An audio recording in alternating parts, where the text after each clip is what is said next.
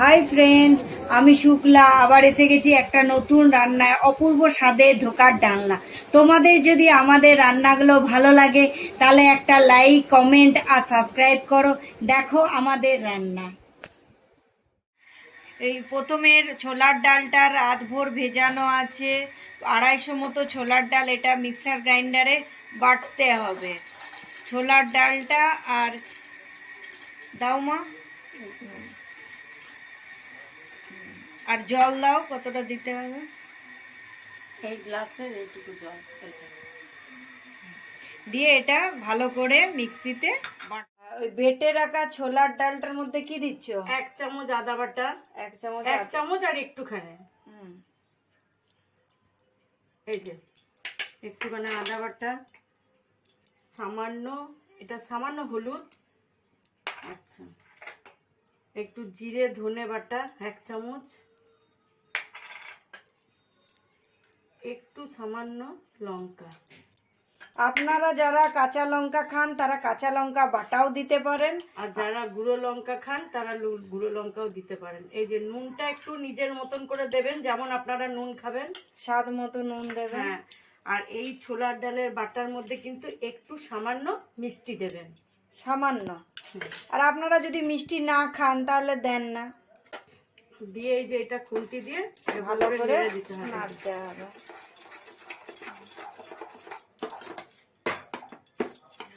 এটা 250 ছোলার ডাল বাটা দিয়ে রাত্রে ভিজিয়ে রেখেছিলাম, এই যে এখন তেলের মধ্যে এবারে দেব।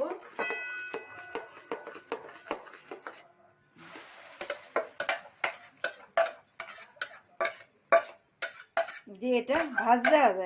হ্যাঁ, এটা একটু নাড়াচাড়া করে করতে হবে। এমনি করে এটা নাড়তে হবে কিছুক্ষণ, 5 থেকে 7 মিনিট এরকম করে এটাকে ভাজতে হবে।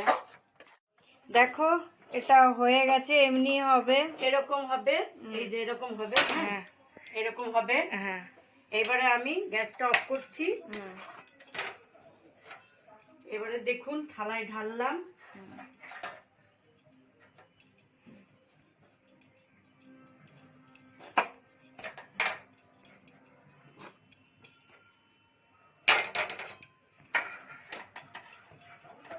এটা সমান করে এটা ওটা থালাতে দেওয়ার পর এমনি করে হাত দিয়ে একটু থালাতে হাতটা এরকম করে পেতে দিতে হবে, এরকম করে।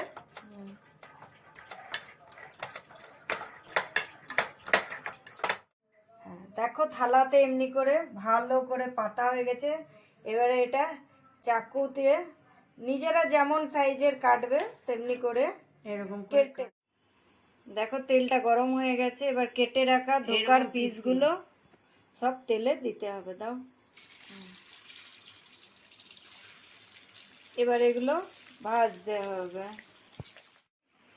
এই যে ভাজা হয়ে গেছে, এমনি করে লাল করে ভেজে তুলে রাখতে হবে। আমাদের বড়াগুলো সব ভাজা হয়ে গেছে। এইবারে ওই তেলে দাও, ফোড়নটা দাও, তেজপাতা, শুকনো লঙ্কা, আপনারা পারলে কাঁচা লঙ্কাও ফোড়ন দিতে পারেন। এই যে একটু জিরে। হ্যাঁ, এবারে এটা ফোড়নটা দেবার পর একটু নেড়ে আলুগুলো দিলাম।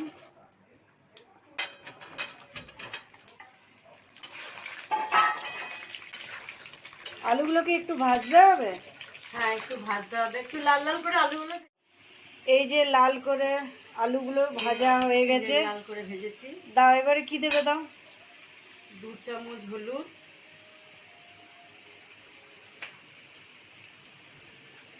আমরা নুনটা কম খাই, নুন অল্প।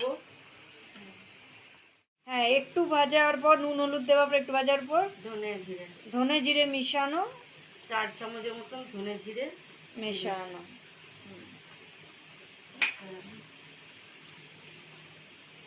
লঙ্কা, আপনারা পারলে কাঁচা লঙ্কা বাটাও দিতে পারেন। একটু এমনি লঙ্কা গুঁড়ো দিলাম, আর একটু কাশ্মীরের লঙ্কা গুঁড়ো একটু দিলাম, কালারের জন্য একটু কাশ্মীরি লঙ্কা গুঁড়ো দিলাম। এবার একটু আদা বাটা আদা 1 চামচ, দিয়ে এটা ভালো করে কষতে হবে। হ্যাঁ, এবারে মশলাটা কষা হয়ে গেছে, এবারে আন্দাজ মতো একটু সিদ্ধ হবার মতো জল দেবেন।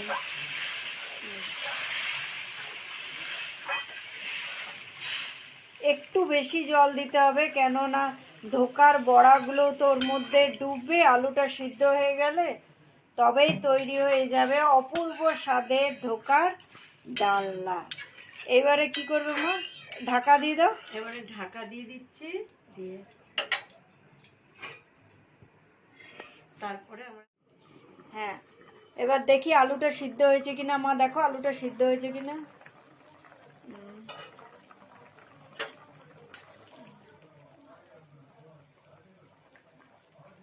আলুটা সিদ্ধ হয়ে গেছে। হ্যাঁ, সেদ্ধ হয়ে গেছে। এরপর একটু এরকম জল থাকতে থাকতে বড়াগুলো সব, ভেজে রাখা বড়াগুলো সব দিয়ে দিতে হবে।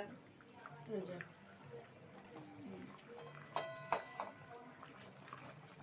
হ্যাঁ, বড়াগুলো সব দেওয়া হয়ে গেছে। এবারে একটু নেড়ে চেড়ে, আরো কি ঢাকা দেবে? না একটুখানি ফুটুক, হ্যাঁ একটু ঢাকা দিয়ে দিয়ে আর আর আর 2 মিনিট পর দেখাচ্ছি। হ্যাঁ, 2 মিনিট ধোকাটা দেবার পর হয়ে গেছে। এবারে গোলা গরম মশলাটা মা গুলে নিয়েছে। দিয়ে দিয়েছি। হ্যাঁ, দিয়ে এটা নেড়ে চেড়ে আমাদের তৈরি অপূর্ব স্বাদের ধোকার ডাল